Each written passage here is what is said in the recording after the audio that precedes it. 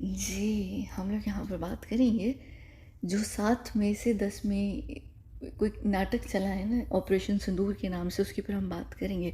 अच्छा, अब देखिए यहाँ पर ना, इससे पहले कि मैं इस टॉपिक के ऊपर बात करना शुरू करूँ और आप लोगों जो है यहाँ पर आप लोगों को तकलीफ़ हो, तो उसके लिए यहाँ पर हम 2-4 चीज़ें कर सकते हैं। एक तो ये है कि देखिए, आप वीडियो मत सुनिए। क्यों? क्योंकि अगर आप वीडियो इस सेंस में लेकर सुनेंगे कि आप नेशनलिस्ट बनकर सुनेंगे, तो आपको ज़ाहिर है ये वीडियो बुरी लगेगी। लेकिन अगर आप एक समझदार इंसान की तरह लॉजिक को यूज़ करते हुए और बाकायदा तौर पर चीज़ों को क्या हुआ है उस चीज़ को अगर समझेंगे, तो यहाँ आपको समझ आ जाएगी। अदरवाइज़ क्या है कि ये वीडियो जो है ना, यानी दोनों साइड के लोगों को, इंडिया और पाकिस्तान दोनों साइड के लोगों को बहुत बुरी इसलिए लग सकती है क्योंकि यहाँ पर हम बात जो है ना इंडिया और पाकिस्तान की नहीं करेंगे। हम यहाँ पर उनके मुखिया जो है ना उसके ऊपर बात करेंगे, जो उनके कर्ता धर्ता हैं, जो चौकीदार हैं, जो माई बाप हैं इन दोनों देशों के, उनके ऊपर हम बात करेंगे। क्योंकि यहाँ पर इस चीज़ को, अगर आप सिर्फ एक चीज़ को जहन में रखें कि हम जो यहाँ पर वीडियो में बात कर रहे हैं वो इंडिया और पाकिस्तान जो एज अ देश है उसके ऊपर हम बात नहीं कर रहे, क्योंकि देश जो है ना देशवासियों से बनता है, ना कि उन लोगों से जो मुख्य होते हैं देश के। वो सिर्फ उस देश को रिप्रेजेंट कर रहे होते हैं इंटरनेशनली, ठीक है। उनसे कुछ लेना देना नहीं होता है, लेकिन ये जो सारे कांड होते हैं ये उन्हीं से लेना देना होता है। लेकिन यहाँ पर अगर हम इंडिया और पाकिस्तान के ऊपर बात करेंगे तो इंडिया और पाकिस्तान की बुराई नहीं होगी, क्योंकि इंडिया और पाकिस्तान की बुराई तब होगी अगर उसके लोग बुरे होंगे। अगर लोग नहीं बुरे और सिर्फ जो डिपार्टमेंट्स के अंदर लोग बैठे हुए हैं या आपके मंत्री, प्रधानमंत्री, सत्ता में राजनीति जो खेलते हैं, उनके ऊपर अगर हम बात करें, तो उससे आप लोगों को, देशवासियों को फ़र्क नहीं पड़ना चाहिए, बल्कि आप लोगों को ये सोचना चाहिए और उनको सवाल उठाना चाहिए कि ये इस तरीके से हो क्यों रहा है, ठीक है। अगर आपको फिर भी लगता है कि यहाँ पर आप किसी भी तरीके से हर्ट हो सकते हैं इस वीडियो के अंदर, तो ज़ाहिर है मत सुनिए। ये सबसे बेहतरीन ऑप्शन होता है ना सुनने का। सुन के हर्ट हो के और फिर नीचे आकर पर्सनल तरीके की कमेंट्स लिखने का भी फ़ायदा नहीं है। अगर आपने बात करनी है, एक दूसरे देशों की बुराई करनी ज़रूर कीजिए, पर पर्सनल मत हो। जैसे हम आपके साथ पर्सनल नहीं होंगे, आपको भी पर्सनल होने की यहाँ पर ज़रूरत नहीं है, ठीक है। क्योंकि पर्सनल होना कभी भी अच्छी बात नहीं होती है। हम यहाँ सब समझदार लोग हैं, बड़े लोग हैं, छोटे छोटे बच्चे नहीं हैं कि हम नाराज़ हो जाएं एक दूसरे से। अब यहाँ पर हम शुरू करते हैं। सबसे पहले मैंने ये वीडियो की जहाँ पर हमने पहलगाम जो इंसिडेंट हुआ, जो सानेहा हुआ, उसके ऊपर मैंने बात की थी। इस वीडियो में मैंने पहलगाम पे लॉजिकली बात की थी, एनालिसिस करके, सिचुएशन करके, भाई ऐसे हुआ तो वैसे हुआ, क्यों हुआ, क्या हुआ। अब यहाँ पर ये जो सारा सिचुएशन है पहलगाम को साइड पे करके रखिए, क्योंकि अब ये जो चीज़ है ये पहलगाम से मूव होकर, जो कि एक डीप स्टेट का कांड था इंडिया के अंदर, वो मूव होके हमारे पास आ चुका है, यानी एक आंख की तरफ आ चुका है। अब जब एक आंख की तरफ आता है तो इसका मतलब ये है कि अब मैं इस वीडियो में जो भी बात करूँगी वो ना कोई एनालिसिस है, ना वो कोई लॉजिकल डिस्कशन है, वो सीधी सीधी इन्फॉर्मेशन है कि एक्चुअली क्या हुआ, क्यों हुआ, किस वजह से हुआ, और इस सारी चीज़ों के पीछे किसको फ़ायदा हुआ, क्या नहीं हुआ। यहाँ पर कुछ भी कोई इल्ज़ाम या कुछ भी नहीं, सीधी सीधी प्योर इन्फॉर्मेशन है। अब आपको वो हज़म हो ना हो वो मुझे नहीं पता, हाजमोला ले लीजिएगा ताकि अगर आपको थोड़ी सी प्रॉब्लम हो जाए हाजमे में, ठीक है। अब देखिए यहाँ पर क्या हुआ कि सबसे पहले जब यहाँ पर पहलगाम का इंसिडेंट होता है, उस इंसिडेंट के तुरंत बाद जो पूरा देश है वो कहीं ना कहीं आहिस्ता आहिस्ता से उठ रहा था, जाग रहा था, उसको समझ आ रही थी, क्योंकि सही सवाल उठ रहे थे। सही सवाल किस तरीके से पहलगाम में उठ रहे थे कि बहुत सारे लोगों को आपने सुना होगा कि वो ये बात कर रहे थे कि भाई अगर पहलगाम में ऐसा हुआ, वैसा हुआ, क्यों हुआ, किस लिए हुआ, क्या किया, किसने किया, ये सारी जो पॉइंट्स थे निकल कर पहलगाम से रिलेटेड, वो आ रहे थे। यहाँ पर आपके जो मोदी साहब थे, इन ये भी एक न्यूज़ आई होगी। मसला क्या होता है, मैं इसीलिए डिले कर देती हूँ वीडियोस, मुझे ये होता है कि जितनी जितनी न्यूज़ मैच्योर हो जाएगी ना, उससे रिलेटेड मटेरियल आप लोगों के पास अवेलेबल होगा, तो आप उससे, आप लोगों को पता होगा कि क्या एक नोशन चल रहा है ओवरऑल। जब मैं पहले बात कर लेती हूँ, लोगों को वो चीज़ डाइजेस्ट नहीं हो पाती है, ठीक है। अब वो पहलगाम के समय पे भी यही हुआ कि मैंने वीडियो पहले करके बात कर दी, तो बाद में जब वो चीज़ें निकल कर आई, आप लोगों को समझ आया है कि हाँ, यहाँ पर असल हकीकत पहलगाम जो सानेहा है उसकी बिल्कुल कुछ और है। अब यहाँ पर आपके जो मोदी साहब थे, उनको पता था 19 अप्रैल को ही कि उन्होंने श्रीनगर जाने का जो उनका था वो कैंसिल कर दिया था प्लान, क्योंकि वहाँ पर ऑलरेडी पता था कि कोई ना कोई चीज़ होने वाली है। अब वो श्रीनगर में नहीं हुई है, वो पहलगाम की तरफ हो गई, ठीक है, लेकिन होनी थी। यानी इसका मतलब ये था कि कहीं कुछ ना कुछ पता था। अगर कुछ ना कुछ पता था तो इसका मतलब क्या है, इसका मतलब बड़ा सिंपल सा मतलब है कि भाई अगर आपको पता है कि आपके देश में एक सानेहा होने वाला है और आपके देश में कहीं से पड़ोसी साइड से आतंकवादी आने वाले हैं, तो आप ऑलरेडी हर चीज़ को अलर्ट कर देते हैं, आप सारे टूरिस्ट लोकेशंस को बंद कर देते हैं, शट डाउन हो जाती हैं। आपने वो नहीं किया। अब यहाँ पर जो बात है, जो अंदर से लोग जो सवाल उठा रहे हैं वो उठा रहे हैं, तो ये जब सवाल उठना शुरू हुए आहिस्ता आहिस्ता, जितने एजुकेटेड लोग थे, जिनका दिमाग चलता है, जिनके दिमाग में भूसा नहीं भरा हुआ, जिनको पता है कि चीज़ें लॉजिकली किस तरीके से होती हैं, उन सब ने यहाँ पर इस पूरे इंसिडेंट पे प्रश्न उठाना शुरू कर दिए। जैसे ही यहाँ पर बात उठना शुरू हुई, मसला किसको होना शुरू हुआ, यहाँ पर मोदी को होना शुरू हुआ। मोदी को इसलिए होना शुरू हुआ क्योंकि जाहिर है कि ये जो भी चीज़ थी, फॉल्स फ्लैग ऑपरेशन था। अब तो 100% हमें कंफर्म है कि ये फॉल्स फ्लैग था। आप लोग माने नहीं माने, ये फॉल्स फ्लैग ऑपरेशन था।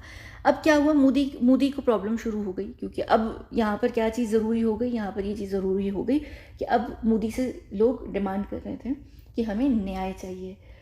यानी अब तुम हमें न्याय दो। अब न्याय के लिए क्या चीज़ लोग मांग रहे थे कि भाई बिल्कुल जाओ पाकिस्तान को फ्लैट कर दो, किस तरीके से, वो तरबूजे वाले देश की तरीके से, हमें इसका बदला जंग से लेना है, हमें जंग करनी है, जंग करनी है, जंग करनी है, ठीक है।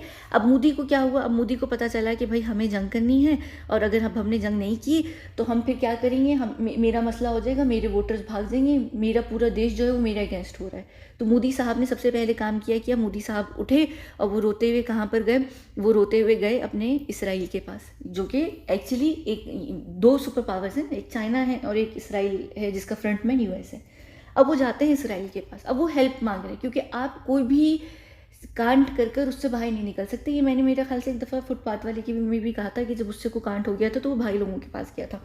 आप हमेशा उनके पास जाते हैं जो आपको इस चीज़ में संभाल सकते हैं। छोटा बच्चा भी जब कोई गड़बड़ करता है, उसको पता होता है कि अब उसको अपने बाप से मार पिटेगी, डांट पिटेगी, तो वो अपनी माँ के पास जाता है ना वो। और अगर वो कुछ गड़बड़ करता है, उसको पता होता है कि भाई मुझे माँ से डांट पिटेगी, तो बाप के पास भागता है कि वो मुझे सेव करेगा। अब यहाँ पर जाहिर है कि ये सारे जो देश हैं, पूरी दुनिया के देश, वो दो कल्ट्स के अंदर जुड़े हुए हैं। अब इसराइल के पास इंडिया को जाना पड़ा। अब इंडिया क्यों गया, इंडिया नहीं गया, असल में इंडिया कहना बहुत स्ट्रॉन्ग वर्ड हो जाएगा यहाँ पर, ना इंडिया ना पाकिस्तान, मोदी गया, ठीक है। मोदी जाता है, किसके पास जाता है, इसराइल के पास, कि मुझे अब इस चीज़ से बचाओ। क्योंकि जब आप एक ऑर्डर के अंडर होते हैं ना, एक कल्ट के अंदर होते हैं, तो आपके पास कुछ प्रिविलेजेस होते हैं, आप बहुत सारी चीज़ों से बाहर निकल सकते हैं, ये प्रिविलेज होता है आपके पास। तो ये यहाँ पर जाता है इसराइल के पास और ये कहता है कि मेरा देश जो है इस वक्त जंग मांग रहा है। यानी देश नहीं मांग रहा, असल में वो आपसे सवाल मांग रहा है, वो आपसे ये नहीं कह रहा कि तुम जंग दो। जंग तो एक अलग चीज़ है जिसके ऊपर आखिरी सोल्यूशन है ना, लेकिन यहाँ से सवाल मांग रहे हैं। अब वो उस सवाल से हटाने के लिए यहाँ पर क्या कर रहा है कि लोगों को बहकाने के लिए वो ये कह रहा है कि हम जंग कर लेते हैं, उससे क्या होगा, उससे ये होगा कि जो सारे लोग हैं, उनका जो माइंड है वो यहाँ से किधर डाइवर्ट हो जाएगा, किसकी तरफ डाइवर्ट हो जाएगा, ऑपरेशन की तरफ डाइवर्ट हो जाएगा, और जो मोदी के अगेंस्ट सवाल उठ रहे हैं वो यहाँ से निकल जाएंगे, है ना। तो उसने कहा ठीक है। अब इसराइल ने कहा अच्छा ठीक है, तुम फंस गए हो, हम तुम्हारी हेल्प करते हैं। अब इसराइल ने इंडिया को कह दिया हम तुम्हारी हेल्प करते हैं, जिसका मतलब क्या है कि जाहिर है कि अगर अब इंडिया की हेल्प हो रही है और यहाँ पर जंग का सीन क्रिएट हो रहा है, इसी वजह से हम लोग, मैं 26 नहीं 26 की बीच के रात को हम चले गए थे यहाँ पर, जब ये सिलसिला शुरू हुआ था 26 को कंफर्म हो गया था कि अब ये जो चीज़ है ये जंग की तरफ जाएगी। तो उसके बाद मेरे ख्याल से मेरी टीम ने आप लोगों को अपडेट भी किया था, रेड नोटिस करके जो था।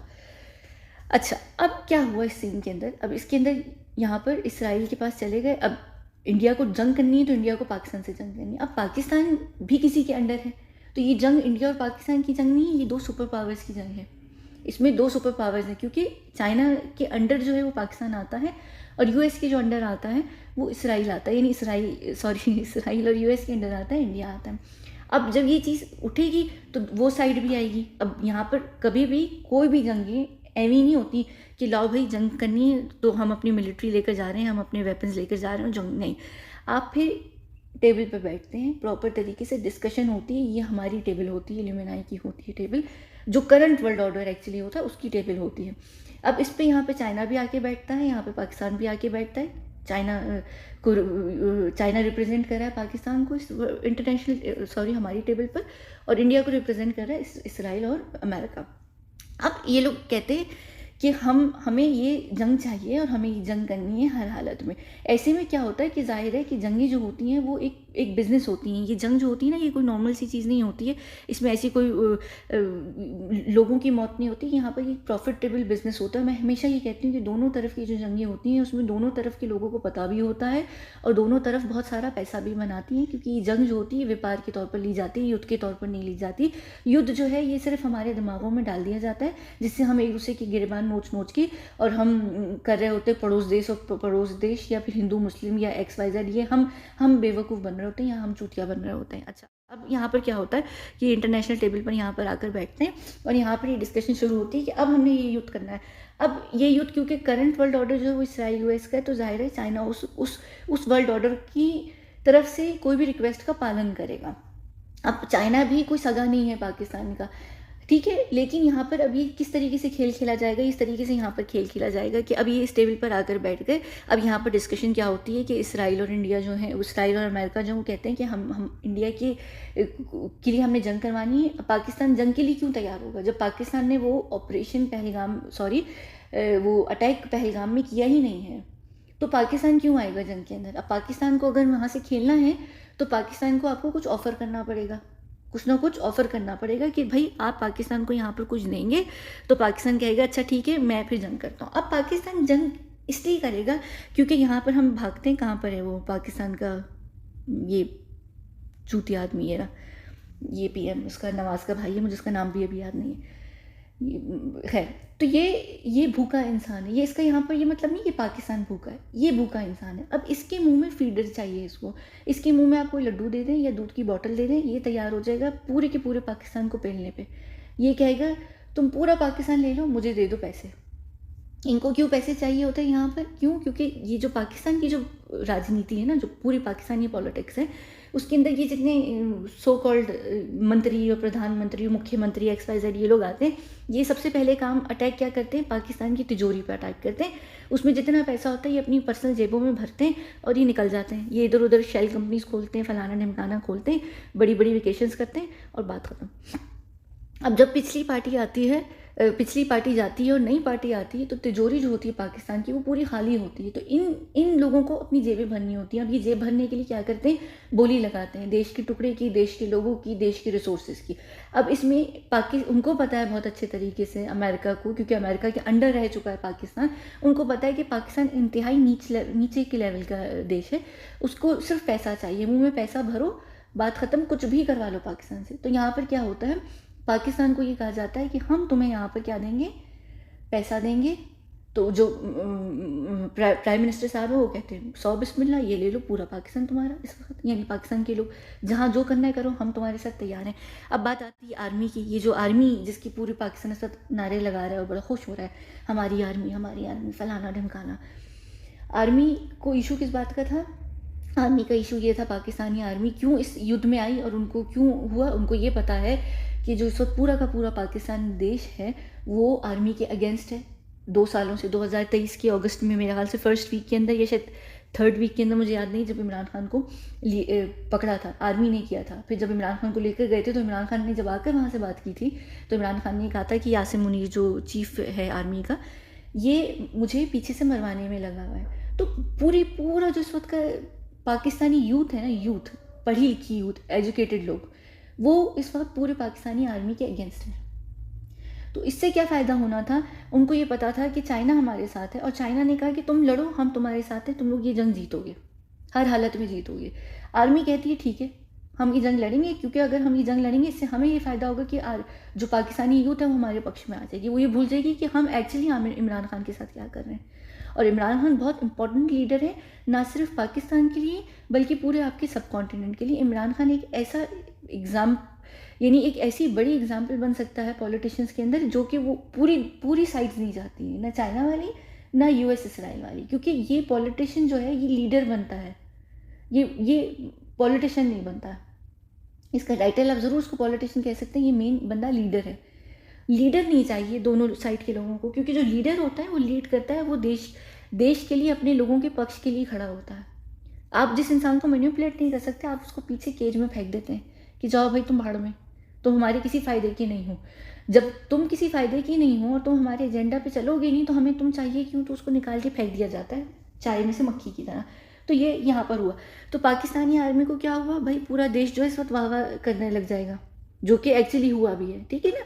और यहाँ पर ये भाई साहब को क्या फ़ायदा मिला, यहाँ पर पूरे पाकिस्तान का बेड़ा गर्क कर कर कि हाँ भाई तुम पेलो पाकिस्तान को, मुझे पैसे मिल गए, मेरे मुंह में दूध की बोतल फीडर लग गई, मुझे और कुछ नहीं चाहिए, क्योंकि ये सब अपने अपने लिए करते हैं, अपने फ़ायदे के लिए, ये पैसा मना रहे हैं। एक और बहुत बड़े मज़े की फ़ायदे की चीज़ क्या हो गई कि जो पूरा पाकिस्तान इस वक्त इनकी अगेंस्ट था, क्योंकि इन्होंने इमरान खान को अंदर डलवाया था, क्योंकि जो यूथ होती है ना वो किसी भी देश का फ्यूचर होती है, अगर वो अगेंस्ट हो जाए पॉलिटिकल पार्टीज़ के, तो पॉलिटिकल पार्टीज़ आने वाले समय में उनका जो फ्यूचर होता है वो मध्यम हो जाता है, वो मोमबत्ती की आग की तरह होता है, वो किसी भी वक्त फ्लिकर करके बुझ जाता है। तो उनको यूथ को हाथ में रखना होता है। अब इस वक्त क्या हुआ कि इनकी उसमें ना, इनकी लीडरशिप तो नहीं, यहाँ पे इनकी चुतियापेपनी के अंडर इस वक्त पाकिस्तान इस जंग में सो कॉल्ड जो ये सर्कस चली है इसके अंदर जीत कर निकल कर आ गया। तो यहाँ पर जो पूरी जो पाकिस्तानी आवाम की जो सोच है वो बदल गई इनके लिए थोड़ी बहुत। और पाकिस्तान एक वाहिद ऐसी आवाम है पूरी दुनिया के अंदर जो अपनी गवर्नमेंट पे भरोसा नहीं करती, क्योंकि पाकिस्तानियों को पता है उनकी जो पूरी गवर्नमेंट है, या जो उनके मंत्री प्रधानमंत्री हैं, या उनकी जो राजनीति खेलने वाले मंत्री सारे लोग हैं, वो चूतियाँ, एक नंबर के चूतिया लोग हैं, वो कभी भी भरोसा नहीं करते। दूसरी तरफ अगर इंडिया को देखें, वो एक अलग तरीके के किस्म के लोग हैं, वो अपनी गवर्नमेंट, अपनी राजनीति, अपनी सत्ता के लोगों पे आंखें बंद करके विश्वास करते हैं। दोनों ही पागल लोग हैं वैसे, दोनों साइड के। लेकिन यहाँ पर ये हुआ, पाकिस्तान बिक गया, सारा काम यहाँ पर ख़त्म हो गया। अब चाइना ने क्या कहा, चाइना ने पाकिस्तान को कहा बेटा तुम आ जाओ इस जंग के अंदर, हम तुम्हें सपोर्ट करेंगे, तुम इस जंग को जीतोगे भी, और ये जंग तुम हारने नहीं वाले। और हमें यहाँ पर क्या चीज़, एक और यहाँ पे चाइना को क्या चीज़ फ़ायदा होने वाली थी कि ये जो पूरा सिलसिला था यहाँ पर, ये इस पूरी जंग के अंदर, यहाँ पर एक चाइना का भी क्योंकि फ़ायदा था ना, चाइना ने भी पाकिस्तान को आगे रखकर इसलिए किया क्योंकि चाइना भी एक बिज़नेस दे रहा है, ले रहा है। किस तरीके से कि भाई यहाँ पर उनके आज तक अभी तक वेस्ट साइड पर कोई भी ऐसी जंग नहीं हुई जिसमें चाइनीज़ हथियार जो हैं वो यूज़ किए गए हों। ऐसा बिल्कुल भी नहीं है कि इन हथियारों को कभी जंगों में यूज़ नहीं किया है। जो इस साइड पर होती है ना, जो पूरा फार ईस्ट जो चाइना के अंडर आता है, उधर वहाँ पर उन हथियारों को सप्लाई किया जाता है और उनको यूज़ भी किया जाता है, लेकिन वेस्ट में आज तक यूज़ नहीं किया गया। जैसे अभी इलॉन मस्क ने स्टारशिप और स्पेसशिप वाला काम किया ना, कि भाई बाकी की सारी जो क्या होते हैं क्या होते हैं स्पेसशिप्स वगैरह को बदनाम कर कर अपनी चीज़ को वो कर दिया ना, फेमस हो गया ना वो। अब यही एग्जैक्ट चीज़ चाइना को भी चाहिए कि भाई चाइना के जो हथियार हैं, जो उनकी पूरी इंडस्ट्री है, क्योंकि इस वक्त पूरी दुनिया को जो हथियार सप्लाई करता है वो कौन सप्लाई करता है, आपको पता है कौन सप्लाई करता है? पूरी दुनिया को हथियार सप्लाई करने वाला सिर्फ यहाँ पर एक ही देश है, वो देश है जो एक्चुअली देश भी नहीं है। और ये जो लोगों को लगता है ना, अमेरिकन को भी, कि हमारे हथियार और हमारे पैसे इस सो कॉल्ड देश को जाते हैं, वो गलत लगता है। वो एक्चुअली अपना सारा जो स्टॉक है वो आपके पास रखवाता है, क्योंकि वो रख नहीं सकता है। वो अपने आप को ये प्रिटेंड करता है कि हम एक छोटा सा मासूम सा देश है, जो एक्चुअली है भी नहीं। पूरी दुनिया को इस वक्त जो पूरी दुनिया में व्यापार किया जाता है हथियार का, वो ये देश करता है पूरी दुनिया के अंदर, यानी करंट वर्ल्ड ऑर्डर के अंदर जितने देश हैं वो सबको सप्लाई करते हैं। तो यहाँ पर चाइना को क्या करना था, क्योंकि हथियार सबसे बड़ी पावर होती है वर्ल्ड ऑर्डर को डिसाइड करने के लिए, क्योंकि इसका जो धंधा है वो सबसे गंदा है और सबसे बड़ा है। तो यहाँ पर जो देश पूरी दुनिया में यहाँ पर हथियार को सप्लाई करेगा वो पावरफुल होता है, उसी की वजह से उसका यहाँ पर डंका बजता है, ठीक है। तो अब यहाँ पर इस वक्त इस देश को वीक करने के लिए चाइना को ये ज़रूरी था ये दिखाना कि हम कितने पावरफुल हैं। तो चाइना ने पाकिस्तान को पुश किया, तुम करो, हम तुम्हें भी पैसे देंगे, हम तुम्हें ना सिर्फ जितवाएंगे, हम तुम्हें भी पैसे देंगे। वहाँ से इसराइल भी दे रहा है, क्योंकि उनको इंडिया से खिलवाना है, जंग करवानी है, ठीक है। तो यहाँ पर ये चीज़ हो गई। यहाँ पर अब क्या हो रहा है, एकदम से रिसेंटली जो ये गफ़ाल हैं उसके स्टॉक गिर गए सारे, ठीक है। यहाँ पर बहुत बुरे तरीके से उनकी बेइज्जती हो गई, सब चीज़ें गिर गई, और यहाँ पर जो चाइनीज़ हथियार की मार्केट है वो एकदम से ऊपर हो गई। जहाँ पर ये दूसरे हथियार सारे गिर गए, नीचे हो गए, वहाँ पर उनके स्टॉक्स और उनके ऑर्डर्स कैंसिल होकर कहाँ जा रहे हैं, चाइना पे जा रहे हैं, क्योंकि चाइना ने एक डेमो दे दिया इस वक्त, तो चाइना को भी यहाँ पर फ़ायदा हो गया। अब यहाँ पर हम आते हैं कि यहाँ पर इसराइल और अमेरिका का नुकसान हो रहा है, ठीक है, एक तरफ इंडिया का भी नुकसान हो रहा है, और ये क्यों हुआ और इसकी ये क्या रीज़न है, क्यों ये चीज़ इन्होंने इसराइल ने यहाँ पर करने दिया। मैंने ना एक बात पहले भी कही थी, मेरी टीम ने भी मेरे ख्याल से कही होगी, और मैंने पहले पिछली ज़मानों में जब वीडियोस की मैंने तब भी ये बात बोली थी कि होता क्या है, कोई भी देश जंग जो है वो बिना सुपर पावर के बैक के नहीं जीत सकता है। इंडिया ने आज तक जितनी जंगें जीती हैं, सो कॉल्ड जंगें जीती हैं, वो सिर्फ इस वजह से जीती हैं कि उनको सपोर्ट थी पीछे से अमेरिका और इसराइल की। ये बात यहाँ पर देशभक्ति की नहीं है, इसको आप इस चीज़ से निकाल कर छोड़ दीजिए, और यहाँ पर आप आर्मी को भी छोड़ दीजिए। कौन सी आर्मी कितनी पावरफुल है, उसकी कितनी स्ट्रेंथ है, उसके अंदर कितनी बड़ी कितनी सेना है, XYZ कोई भी चीज़ मैटर नहीं करती। अगर स्टैंड डाउन का ऑर्डर आएगा आपको ऊपर से, तो आपको स्टैंड डाउन करना पड़ेगा हर हालत में, हर लिहाज से। आज तक इंडिया ने कोई भी जंग अगर जीती है अगेंस्ट किसी भी वीक देश के, जो इल्यूमिनाई जो हमारा अभी का करंट वर्ल्ड ऑर्डर है उसके नीचे वाले पिरामिड देशों से, यानी कि पाकिस्तान से फॉर एग्जांपल, तो वो सिर्फ इसलिए जीती क्योंकि यहाँ पर प्रिविलेज था मिड टेयर पे होने का इंडिया को। तो इंडिया वो प्रिविलेज लेता है जितना उसका ऊपर रैंक होता है, तो वो पाकिस्तान से हमेशा जीतता आया है सिर्फ इसी वजह से, वरना वो कभी नहीं जीतता। अगर प्रॉपर जंगें होती, यानी अगर प्रॉपर जंगें होती तो फिर हाँ, फिर हम बात करते हैं स्ट्रेंथ की, या फिर हम बात करते हैं कि कितनी स्ट्रॉन्ग सेना है, किसकी है क्या नहीं है, वो फिर खैर वो दूध का दूध पानी का पानी, वो फिर होता। लेकिन यहाँ पर ये जो जंगें होती हैं, युद्ध होती है, ये एक सट्टाबाजी होती है। यहाँ पर सट्टे लगते हैं, जैसे फीफा का वर्ल्ड कप हो गया, आप लोगों का क्रिकेट का वर्ल्ड कप हो गया, ओलंपिक्स हो गए, कोई भी XYZ, जैसे यहाँ पर सट्टेबाजी होती है, यहाँ पर ये सट्टेबाजी होती है। तो जब तक पाकिस्तान जो था वो इसराइल और US की कल्ट के अंडर था, पाकिस्तान हर चीज़ में हारता रहा, क्योंकि वो नीचे था। वो बिल्कुल जैसे इंडिया के अंदर कास्ट सिस्टम है ना, तो उस वक्त पाकिस्तान नीचे था, जो चीज़ नीचे थी वो ज़्यादा इम्पैक्ट लेती है हमेशा। तो इंडिया हमेशा जीतता था, वो उसको प्रिविलेज था मिड टेयर में होने का। लेकिन जब इंडिया और चाइना के बीच में टेंशन क्रिएट हुई, जो भी जब लद्दाख वाला भी सिलसिला हुआ था, तब आप देखें वो एक सुपर पावर से लड़ा था, तो कैसे लड़ा खुद देख लें आप। इंडिया को गिव अप करना पड़ा ना। ये होती है हकीकत, होती है जंगों की, इसमें कोई लेना देना नहीं होता। आज पाकिस्तान अगर जीता या नहीं जीता, या जो भी सिलसिला ये पाकिस्तान का यहाँ पर हुआ, आप इसको किसी भी सिचुएशन के हिसाब से ले लें, वो सिर्फ अगर आज हुआ तो वो चाइना की बैक से हुआ। हालांकि जो आर्मी है वो साइज़ में भी छोटी है, जो पाकिस्तानी आर्मी की स्ट्रेंथ है वो भी कम है, मेरे ख्याल से 11वें 12वें नंबर पर आती है। और इंडियन आर्मी की जो स्ट्रेंथ वाइज अगर उसको हम चेक करें तो वो शायद 4th या 5th पे आता है। लेकिन स्टिल पाकिस्तान जीता, क्यों? क्योंकि सपोर्ट है।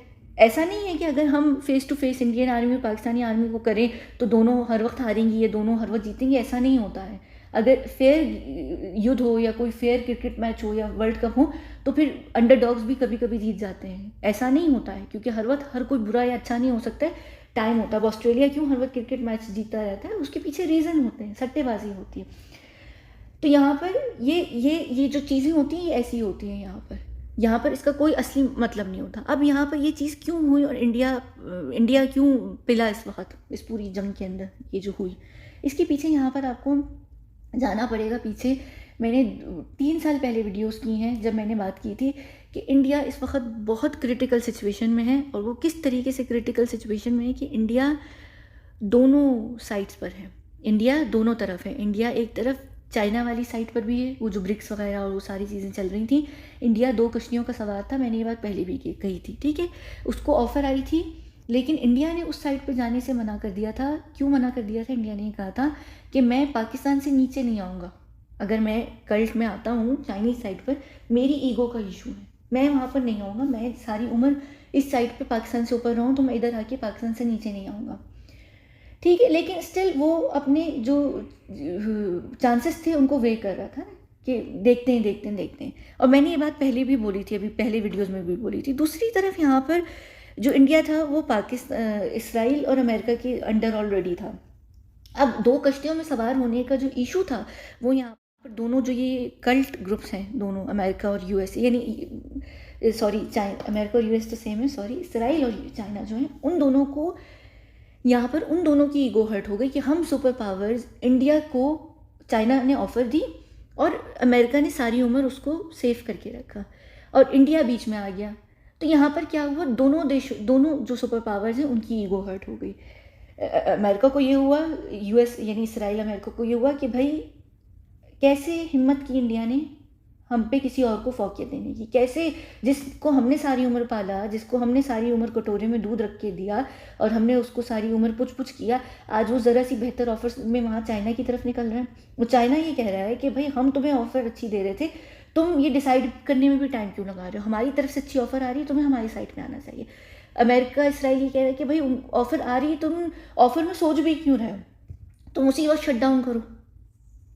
तो वो जो 2 कश्तियों में सवार होने का क्या हुई, कीमत देनी पड़ी इंडिया को। मैंने जब ये पहले भी वीडियो की थी, मुझे याद नहीं है, मुझे किसी ने एक कमेंट किया था कि ये तो बड़ी अच्छी बात है कि इंडिया अपनी दोनों साइड्स पे जा रहा है। मैंने उनको तब भी रिप्लाई दिया था कि मुझे वो चीज़ याद है इस वजह से कि इंडिया को भुगतना पड़ेगा ये 2 कश्तियों में सवार होने का। तो अब यहाँ पर क्या होता है, यहाँ पर अब शुरू होती है इंडिया जब चाइना को मना करता है ये इंडिया कि भाई मैं तुम्हारे सुपर पावर का कल्ट का हिस्सा नहीं बनूंगा, तो चाइना कहता है ठीक है तुम देख लो अब, यानी ठीक है तुम दफ़ा हो जाओ। ये सिंपल सी बात है, सिंपल शब्दों में। यानी फिर क्या होता है, ये चाइना को बाय करके निकलते हैं और ये आते हैं वापस से अमेरिका के पास कि हम तुम्हारे पास आ गए, ठीक है। वो सुबह का भूला शाम को आए तो भूला नहीं कहलाता। पर यहाँ हमारी साइड पे ऐसा सिलसिला नहीं होता, हमारे पास ईगो का इशू हो जाता है। हम छोटी सी बात पे आपको पनिशमेंट देना शुरू कर देते हैं। क्यों देते हैं कि जो बाकी के भी देश हमारे अंडर हैं वो इस तरीके की गलती ना करें, कभी भी सोचने का टाइम ना लें। क्योंकि जब आप सोचने का टाइम लेते हैं तो जिस चीज़ के अंडर आप होते हैं, आप वहाँ पर ये कहीं ना कहीं नोशन इस्टेब्लिश कर रहे होते हैं कि ये जो जगह है ये अच्छी नहीं है और मैं यहाँ से निकलने का सोच रहा हूँ, यानी ये जगह बुरी है मेरे लिए। तो दूसरे देशों को भी ये होगा कि देखो इंडिया ने टाइम लिया, तो यहाँ पर इंडिया को एक एग्जाम्पल बनाने के लिए इन्होंने फैसला किया कि अब हम इंडिया को पनिश देंगे, हाँ सज़ा देंगे, यानी पनिश करेंगे, तो वो पनिशमेंट मिलेगी। तो यहाँ पर क्या हुआ, ये एग्जाम्पल क्रिएट करनी पड़ती है, वरना बाकी के जो सारे इस वक्त न्यू करंट वर्ल्ड ऑर्डर के अंडर लोग हैं वो सब भी फिर चौड़ हो जाते। तो उन्होंने यहाँ पर इंडिया को ये एग्जाम्पल बना दिया। अब ये यहाँ पर आ गए, इंडिया जो है इस वक्त पूरे तरीके से वैसी पिरामिड में नीचे आ गया क्योंकि सारे मुस्लिम देश निकल गए। जो मुस्लिम देश बचे उनमें वैसी जंग और युद्ध हो रही है, वो तबाह बर्बाद हुए हैं मिडिल ईस्ट सारा। जो बचे कुछ देश हैं वो सब चाइनीज साइड पे चले गए, मुस्लिम देश सारे। तो अब ऑटोमेटिकली इंडिया नीचे आता है क्योंकि इंडिया हिंदू मेजॉरिटी है। तो दूसरा धर्म वही है नेक्स्ट पेलने के लिए, और ये मैं इसलिए यूज़ कर रही हूँ क्योंकि मुस्लिम ऑलरेडी पेल गए। अब यहाँ पर इंडिया की बारी आती है। अब चाइना क्या करता है, जब ये सारी ये वॉच लिस्ट पे आता है, जैसे ये वापस आता है ये वॉच लिस्ट पे हो जाता है, यानी अब यहाँ पर जो इसराइल और अमेरिका हैं उनका जो भरोसा है वो इंडिया से उठ गया है। वो ये कहते हैं कि इंडिया जो है उसने अपने पर निकाले, उसने उड़ने की कोशिश की, अब हम इसके पर काटेंगे, इसको ये वॉच लिस्ट पे डालते हैं। पिरामिड में भी वो नीचे आ गया, उसके सारे जो लेवरेजेस हैं वो भी खींच लिए, प्रिविलेजेस भी सारे खींच लिए, इंडिया ख़त्म हो गया। आप देखें इसी वजह से वो जो मेरी टीम है ना इट्स हैपनिंग करके जो चीज़ें डाल रही है इंडिया के बिल्कुल अगेंस्ट, वो मैं खैर उस पर करूँगी वीडियो इन्हीं दिनों में, आपको समझ आ जाएगी। अब क्या होता है यहाँ पर एकदम से आप इंटरनेशनली एक चीज़ देखें, एक शिफ्ट हुई है, एक पूरी जो फ़िज़ा है ना उसमें जो हवा है उसने अपना रुख बदला है। आप एकदम देखिए मुस्लिम्स पूरी दुनिया में बहुत अच्छे हो गए। पाकिस्तान को जो पूछता नहीं था, पाकिस्तान को कोई, पाकिस्तान की किस तरीके से रही है एक इमेज पूरी दुनिया में, आपको पता है बहुत अच्छे तरीके से, सही है ना। वो भी हमेशा चीज़ें फेक होती हैं, चीज़ें रियल कोई भी नहीं होती है। अब इंडिया की भी जो ये इमेज क्रिएट हो रही है, बुरी इमेज, ये फेक इमेज क्रिएट हो रही है। क्या इंडिया असल में बुरा है? नहीं। जब मैं वो हैपनिंग वाली वीडियोस करूँगी ना आपको उसमें ज़्यादा अच्छे तरीके से समझ आएगा। लेकिन ये सब उसका सिलसिला है। मेरी टीम नवंबर दिसंबर से वो चीज़ें पोस्ट कर रही है क्योंकि वो सिलसिला शुरू हो चुका है। तो यहाँ पर देखिए क्या हुआ, ट्रंप ने आते ही सबसे पहले इंडियन नेशनल्स को डिपोर्ट करना शुरू किया। ये अभी रिसेंटली मेरे ख्याल से फेब की फर्स्ट वीक में, कब मोदी जब अमेरिका गया है, मोदी के सामने एक इंडियन को ट्रंप ने बेइज्जत किया है उसके लहजे पे, एक्सेंट पे। तो ये एक्चुअली कसूर मोदी का भी है कि जब मोदी अपना ग्रुप लेके गया है या उसकी तरफ से जो भी जर्नलिस्ट आ रहे हैं, बेशक वो यूएस बेस्ड भी हैं, तो ये मोदी के ऊपर डिपेंड करता है कि मोदी ये कह सकता है कि भाई हमारे सारे जो जर्नलिस्ट इंडिया को रिप्रेजेंट करेंगे वो उनका जो एक्सेंट है या उनका जो इंग्लिश है वो अच्छी होनी चाहिए ताकि हम इंटरनेशनल स्टेज पे बदनाम ना हो। तो मोदी खुद लेकर गया एक ऐसे इंसान को जिसको ट्रंप को जिसका लहजा समझ नहीं आ रहा, ठीक है। और यहाँ पर मोदी ने उसके बाद उस चीज़ को कवर भी नहीं किया। ये एक और बहुत बेशर्मी की बात है कि मोदी ने अपने देशवासियों के लिए उस वहाँ खड़ा नहीं हुआ कि ट्रंप ने उसको इंटरनेशनली एक लाइव उस टेलीविज़न पे पेला और मोदी ने कुछ भी नहीं कहा। कोई दूसरा अगर ये होता ना डिप्लोमेटिकली अपने देश का जो बंदा था, ये जर्नलिस्ट था, उसका कहीं ना कहीं पक्ष रखता। मोदी मुंह नीचे करके बैठा हुआ, मोदी को समझ भी नहीं आई होगी कि यहाँ पर ये ट्रम्प क्या बेइज्जती कर रहा है। ये क्लिप्स मेरी जो टीम होगी, जब ये वीडियो रिलीज़ होगी तो स्टोरीज में डाल देगी, आप जाकर सुन लीजिएगा, ये मैं यहाँ शो नहीं कर सकती। अब क्या हुआ, ठीक है, अब ये सारा सिलसिला हो गया। अब ये जो इंटरनेशनल टेबल सजी हुई है इल्यूमिनाई की, जहाँ पर ये चीज़ें लगी हुई, अब सब चीज़ें डन हो गई। इंडिया को यहाँ पर अमेरिका ने और इसराइल ने कहा हाँ तुम जाओ, तुम जंग की तैयारी करो, हम तुम्हारे साथ हैं, ठीक है। इंडिया जो है इस खुशी में और इस धोखे में चला गया कि ये जंग हम जीतेंगे, क्योंकि हम हमेशा से जीतते हैं, हमारे पक्ष में हर चीज़ होती है, चलो भाई हम निकले, ये जंग की तैयारी में गए। इधर से क्या हुआ, ये यहाँ पर सुपर पावर जो होती है ना, जो टेबल होती है हमारी, यहाँ पर ऐसी गेम खेला जाता है। इंडिया निकल गया अपनी तैयारी के लिए, ठीक है, इंडिया निकला अपनी तैयारी पे। अमेरिका और इसराइल ने पाकिस्तान को कहा कि तुम्हें जो करना है करो, हम तुम्हारे यहाँ पर हम ना तुम्हारे साथ देंगे और ना हम तुम्हें बुरा बोलेंगे, हमें इंडिया से कोई लेना देना नहीं। हमारा जो सर है, सॉरी जो हाथ है इंडिया के ऊपर से इस वक्त हट चुका है, तुमने जो करना है करो, हमें कोई मसला ही नहीं है। अब यहाँ पर एक और इम्पॉर्टेंट चीज़ है यहाँ पर जो आप लोगों को शायद अंदाज़ा नहीं है। मैंने एक बात आप लोगों को बहुत पहले बताई थी कि जो इसराइल अमेरिका और चाइनीज़ एक कल्ट है ना, दोनों, वो हमसे, जो हमारा ये जो कल्ट है इसराइल और अमेरिका वाला, हम आपसे टेक में 50 से 75 साल आगे हैं, टेक में आप लोगों से, आम दुनिया से। लेकिन जो चाइनीज़ कल्ट है वो टेक में आप लोगों से 75 से 100 साल आगे है। तो उनके और हमारे बीच में दो सुपर पावर्स, दो कल्ट हैं, यानी जो हमारा वाला साइड है, उसमें एक डिफरेंस आता है 25 साल का, सही है। हम आपसे 50 से 75 साल आगे हैं और वो आपसे अभी मैंने जो भी बोला है मेरे जहन से निकल गई, पर आपको बात समझ आ गई। लेकिन हम दोनों कल्ट्स के बीच में जो फ़र्क आता है ना टेक का, वो 25 साल का आता है डिफरेंस, 25 साल का। तो हमारे पास जो चीज़ है वो आज से 25 साल पहले जो आपकी दुनिया में फॉर एग्जांपल चीज़ होगी ना, यानी आप सोचें 25 साल पहले किस तरीके की चीज़ें थी आपकी दुनिया में, हम उस तरीके का सामान रखते हैं चाइनीज़ कल्ट के हिसाब से, और वो हमसे 25 साल आगे हैं। तो हमारे लिए यहाँ पर अमेरिका और इसराइल को यहाँ पर एक और बहुत बड़ा फ़ायदा था, वो था एनालिसिस का। यहाँ पर किस चीज़ का एनालिसिस होगा, ये करते हैं जब भी ऐसी कोई भी युद्ध होते हैं या कोई भी ऐसी चीज़ें होती हैं, तो हम जो दुश्मन होता है ना, उसके जो हथियार होते हैं उनका हम एनालिसिस करते हैं, प्रॉपर उनका डाटा, उनका एनालिसिस, हम ये चेक करते हैं कि वो हमसे कितने एडवांस हैं। हमें एक रिपोर्ट मिल जाती है, हमारा एक रिसर्च मटेरियल आ जाता है, तो उसमें हम यहाँ पर अगर फेंक दें ना मैदान में इंडिया को कि जाओ तुम भाई खेलो, लेकिन उसके बेसिस पे हमें यहाँ पर रिसर्च का मौका मिलेगा, क्योंकि चाइना हमें आकर प्लेट पे तो रख कर नहीं देगा ना कि भाई ये हमारे हथियार हैं, हम तुम ये चीज़ों में हैं और हमारे पास ये मटेरियल है। ये हम सिर्फ तभी जज कर सकते हैं, या तो हम वहाँ से उसके कल्ट से किसी को पकड़कर अपने पास लेकर आएँ और उससे उगलवाएँ, या हम लाइव जो कॉम्बैट्स होती हैं, ये जो युद्ध होते हैं, उसमें हम स्टडी करें उनका क्या था, उनके पास क्या चीज़ थी। तो हमें स्टडी मटेरियल मिल गया। तो हमने स्टडी मटेरियल के लिए यहाँ पर लैब रेट के तौर पर किसको यूज़ किया, इंडिया को। और इंडिया को हमने क्यों यूज़ किया, क्योंकि इंडिया को हमें ऑलरेडी पनिश देनी है, सज़ा देनी है। पनिश और पनिशमेंट के बीच में आज मैं खुद सैंडविच बन गई हो है, तो हमें सज़ा देनी है इंडिया को, ठीक है ना। तो हमें कोई मसला नहीं है, तुम जाओ, हमने इंडिया को फेंका मैदान में कि तुम जाकर लड़ो। अब चाइना जो तुम पे हथियार यूज़ करेगा, हम उसकी स्टडी करके हम यहाँ पर चेक करेंगे कि हम उनसे कितने पीछे हैं। अभी जो हमारा जो फुल एनालिसिस, इसी वजह से हम लोग उठ के चले गए थे। मेरा काम है चीज़ों का एनालिसिस करना, इन्फॉर्मेशन वगैरह का, XYZ। तो हम लोग चले गए थे। उसके अलावा हम ह्यूमन चेस की वजह से भी गए थे, क्योंकि जब ये युद्ध खेली जाती है तो उसमें यहाँ पर बाकायदा तौर पर एक महफिल सजती है, सारे कल्ट आकर, दोनों कल्ट साइड पर आकर बैठते हैं और बड़ा एक तमाशा खिलता है जो हम खेलते हैं। वो ह्यूमन चेस होता है, जिसके ऊपर मैं बाद में नहीं, इन्हीं दिनों में बात करूँगी। तो यहाँ पर क्या हुआ कि हमें ये मिल गया, तो सबको फ़ायदा हो गया, ठीक है। सबको क्या क्या फ़ायदा हुआ, यहाँ पर देखें, जो इमरान खान के अगेंस्ट पूरी आसिम मुनीर था और आर्मी पूरी बदनाम हुई थी, पाकिस्तानियों को मिल गया, मज़ा आ गया, ठीक है। यहाँ पर इनकी जो सत्ता बिल्कुल डूबी हुई थी, ये जो सत्ता में आकर डुगडुगी इनकी चल रही थी, वो भी अच्छे होगा कि भाई इनकी टर्म के अंदर, इनकी लीडरशिप के अंदर पाकिस्तान एक युद्ध जीत गया, इंडिया से जो आज तक कभी नहीं जीते। तो पाकिस्तान वैसे ही हाई हो गया, वो एक उनको अलग खुमारी चढ़ गई, ठीक है, वो ऊपर हाई हो गए। अब यहाँ पर क्या होता है, चाइना को क्या चीज़ मिल गई, चाइना को ये मिल गया, चाइना ने ये चीज़ यहाँ पर इस्टेब्लिश कर दी कि भाई हम पावरफुल हैं, ठीक है, हम हर लिहाज से पावरफुल हैं और हम जिसको बैक करेंगे वही देश जीतेगा हर हालत में।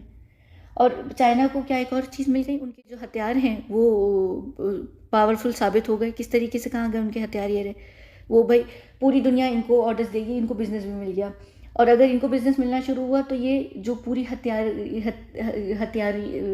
होते हैं उनकी मार्केट को ये टेक ओवर कर लेंगे। जब ये इनकी मार्केट को टेक ओवर करेंगे तो ये ऑलरेडी वर्ल्ड ऑर्डर को टेक ओवर करने में आ जाएंगे, न्यू वर्ल्ड ऑर्डर इनके हिस्से में आना शुरू हो जाएगा, ठीक है। अमेरिका को यहाँ पर इस वक्त कुछ भी नहीं चाहिए था, अमेरिका जो था वो बैठा हुआ था, उनको इस वक्त कुछ भी नहीं चाहिए था। अमेरिका और इसराइल जो इस वक्त करंट वर्ल्ड ऑर्डर, ये अपने नशे में, वो नहीं होता जिनको लगता है हम तो हर वक्त जीतते रहते हैं तो हम तो जीतते हैं, अगर एक आध हम हार भी गए हमें को फ़र्क नहीं पड़ता, बाद में पता चलता है अंडरडॉग आकर आपकी ले लेते हैं। इनको ये क्या लग रहा है, अगर कुछ हो भी रहा होने दो, करने दो, हमें यहाँ पर एक एग्जाम्पल क्रिएट करनी है इंडिया की, तो हम यहाँ पर इस वक्त सज़ा पे फोकस करेंगे, हमें जीतने वीतने में फोकस नहीं करना। तो यहाँ पर ये हो गया, ठीक है, इन्होंने चाइना इंडिया की एक एग्जाम्पल भी क्रिएट कर ली ताकि अब कोई भी मजाल ना करे कि वो छोड़कर भागेगा। ये चीज़ हो गई, ठीक है, यहाँ पर ये चीज़ हो गई। और उसके बाद उसके अलावा यहाँ पर क्या, एक रिसर्च मटेरियल मिल गया, जो सारे हथियार हैं जो चाइना ने यूज़ करने थे वो भी यहाँ पर हमने स्टडी कर ली, हमें पता चल गया कि उन्होंने बहुत ही बेसिक लेवल के हथियार यूज़ किए, हमारे पास भी हैं, हमारे पास उससे भी ज़्यादा एडवांस चीज़ें। जाहिर है कि चाइना ने बिल्कुल अपना जो इस वक्त टियर 1 का हथियार था वो यूज़ किया है, जो डिफेंस सिस्टम था सारा। तो हमें ऑलरेडी पता है कि अभी चाइना ने कोई भी ऐसी बड़ी चीज़ यूज़ नहीं है, हमें एटलीस्ट ये पता चल गया। वो क्यों नहीं यूज़ की, चाइना भी बेवकूफ़ नहीं है, चाइना कौन सा पाकिस्तान का सगा है, चाइना को कौन सा पाकिस्तान से इश्क है जो पाकिस्तान के लिए वो इतना सब कुछ करेगा। चाइना ने क्या किया, चाइना ने कहा अच्छा ठीक है लाओ भाई, हम छोटी मोटी चीज़ें देकर हम पाकिस्तान को यहाँ पर जिता देंगे, हमारा काम ख़त्म, ठीक है। वो भी नहीं चीज़ें यूज़ करेंगे एक्स्ट्रा, वो तब यूज़ करते ना जब उनको कुछ होता या उन्होंने कुछ दिखाना होता या कुछ करना होता, उन्होंने कहा हमें कुछ करना ही नहीं है, तुम लो ये लो, वो उसी से जीत गए, सबको कुछ ना कुछ मिल गया। अब हम आते हैं यहाँ पर, हम शुरू करते हैं जंग के अंदर, कि जंग के अंदर ये सारा सिलसिला क्या हुआ और ये पूरी जो जंग है इसकी हकीकत क्या है, यहाँ पर इसमें मेन चीज़ें क्या हुई। सबसे पहले अगर हम यहाँ पर इसके ऊपर बात करें ना, क्या नाम है इसका,